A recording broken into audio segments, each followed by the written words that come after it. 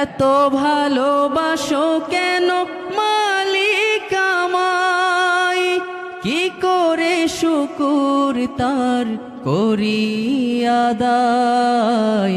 এত ভালোবাসো কেন মালিক আমায়। এতটুকু সবাই বলতে পারবেন না? এত ভালোবাসো কেন মালিক আমায়। আমার এই কণ্ঠে তুমি তোমারি বাণী তুলেছ,